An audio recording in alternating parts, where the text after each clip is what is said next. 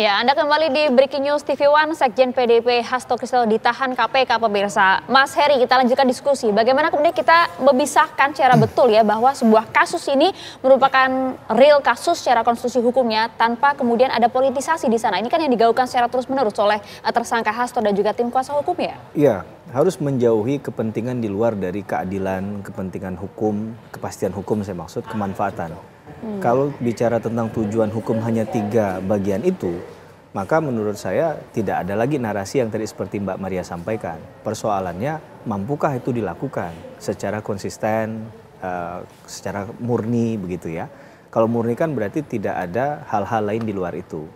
Nah ini yang patutnya diperhatikan, tapi agak sulitnya begini Mbak Maria. Itu dia. Ketika dalam proses penegakan hukum, orang-orang yang dipilih dari proses itu adalah proses tidak murni hukum, hukum yang ada dipolitisasi misalnya, maka sebagus apapun narasi yang kita sampaikan untuk melakukan pembelaan terhadap satu kepentingan hukum tadi, tetap akan ada loopholes-nya menurut saya. Tetap akan ada celah hukumnya di mana orang akan mengkait-kaitkan dengan proses pemilihan tadi. Ketika ada satu kasus hukum yang mereka nilai satu mungkin lamban, yang kedua ini sudah ada desakan publik, kita tidak boleh mengatakan publik itu tidak tahu hukum. Mungkin mereka lebih paham hukum dari kita karena hukumnya lebih murni begitu ya. Yang mereka perdebatkan bukan kepentingan pribadi atau golongan atau kelompok lagi, tapi kepentingan lebih besar, merah putih tadi misalnya. Jadi menurut saya kalau ini ingin diproses benar-benar adalah near terhadap kepentingan politisasi, maka mesti yang dipastikan pertama kali adalah mereka yang mengambil kewenangan tadi, yang melakukan proses hukum ini juga tidak kemudian terpolitisasi tadi. Ini tantangan lah bagi KPK ya, karena kalau kita melihat secara waktu Mas, ini bergulir cukup panjang, bahkan hingga kemudian berganti struktur di internal KPK, bahkan juga kemudian kalau kita lihat dari segi waktu, ada yang bilang juga ini momentumnya nampaknya seperti ada yang ganjal di sana, Mas Heri. Ya, inilah lemahnya penegakan hukum kita kalau kita lihat 10 tahun, 20 tahun belakangan ini ya, karena mereka masih ibaratnya bergerak karena dipecut begitu ya. Sekarang ada istilah no viral no justice begitu ya. Ini yang menurut saya tidak boleh difahamkan menjadi satu kebenaran absolut begitu. Bahwa orang itu harus ada viral dulu baru perkaranya akan memperoleh keadilan. Apalagi untuk kasus-kasus yang menurut saya tadi ini adalah sesuatu yang ingin menunjukkan bahwa langkah besar yang dilakukan terhadap penindakan orang-orang yang punya kewenangan besar itu membuktikan bahwa hukum itu tidak, ya seperti yang biasa kita dengar ya, tidak hanya tajam ke bawah, tapi juga tajam ke atas. Nah masalahnya tadi, ada rentang waktu, jeda waktu yang cukup, menurut saya cukup lama ya di sana ya. 1 tahun itu menurut saya juga harusnya sudah ditagih itu. Apa yang dilakukan oleh penyidik selama 1 tahun? Apakah mereka sudah memanggil saksinya? Itu kan sesuatu hal yang menurut saya patut untuk dipertanyakan dan harus dijelaskan ke publik. Karena kalau kita bicara tentang pasal 25 Undang-Undang Tipikor, ini ada Bang Yudi nih, masternya ya, bahwa dikatakan kan proses untuk penyidikan, penuntutan, pemeriksaan di sidang pengadilan kaitan dengan tindak pidana korupsi itu harus didahulukan. Maka prosesnya harus cepat. Ini saja sudah tidak mentaati substansi yang sudah diatur dalam kitab sucinya yang dipakai oleh KPK misalnya dalam hukum acaranya misalnya untuk mengatur gerak langkah KPK. Bagaimana kemudian itu bisa dipastikan? Saya ingin melihat kesungguhan begini. Adakah kepastian bahwa perkara ini akan di take down, dihentikan, atau mekanisme lain untuk pembenahan dengan menyampaikan ke publik ada kesulitan kita dalam perkara ini tanpa harus kita challenge. Saya berapa kali diminta menjadi ahli di pra-peradilan untuk men-challenge tadi. Sekarang jadi saya lihat narasi pra-peradilan bagus juga untuk mengetahui sebenarnya apa yang sudah dilakukan oleh para penegak hukum selama ini.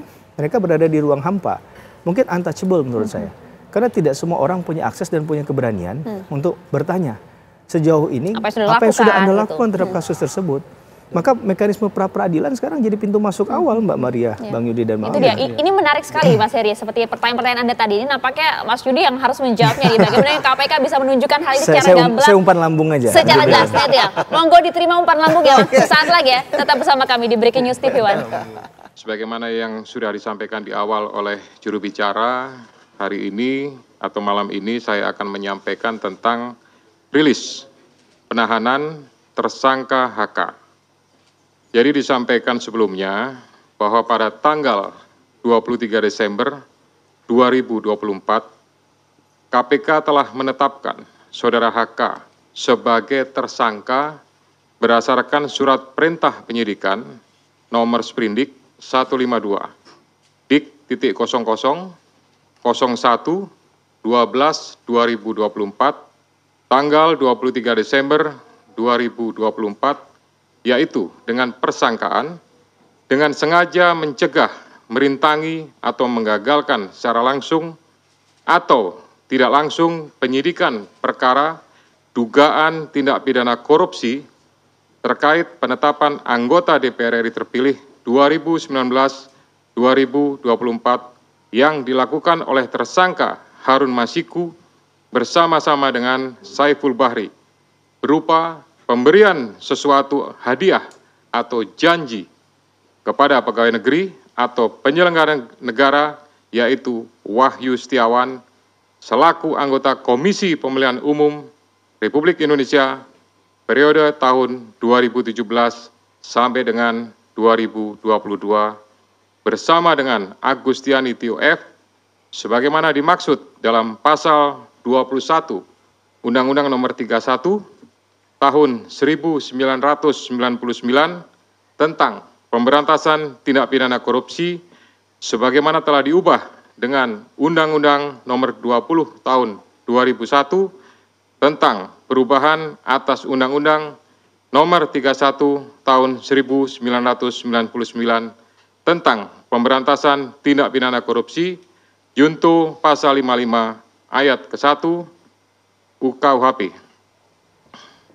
Iya, tadi apa yang disampaikan oleh Ketua KPK nampaknya masih belum dianggap jelas oleh publik. Termasuk juga Mas Heri tadi yang mempertanyakan mengapa kasus ini kemudian berlangsung cukup lama sehingga kemudian isu-isu mengenai politisasi juga masih digaungkan, Mas Yudi. Ya, saya pikir kan memang kalau dari kasus pra-peradilan ya, itu kan banyak kendala yang dialami KPK ya, baik internalnya dan sebagainya. Namun hari ini tentu ada beberapa hal yang harus kita apresiasi ya dari KPK. Pertama, KPK berani dan independen ya, tanpa intervensi politik ataupun ketakutan bahwa yang ditangani adalah sekjen dari salah satu partai besar gitu ya. Itu mereka tetap berani gitu kan. Dan kemudian yang kedua, terkait dengan pemerintah, saya pikir pemerintah kan mampu untuk menjaga jarak ya, dan pemerintah yakin bahwa ini adalah penegakan hukum dan mereka tidak ikut campur terhadap apa yang dilakukan oleh KPK. Jadi ketika hari ini misalnya KPK melakukan penahanan, pemerintah saya pikir kan yakin ya bahwa ini adalah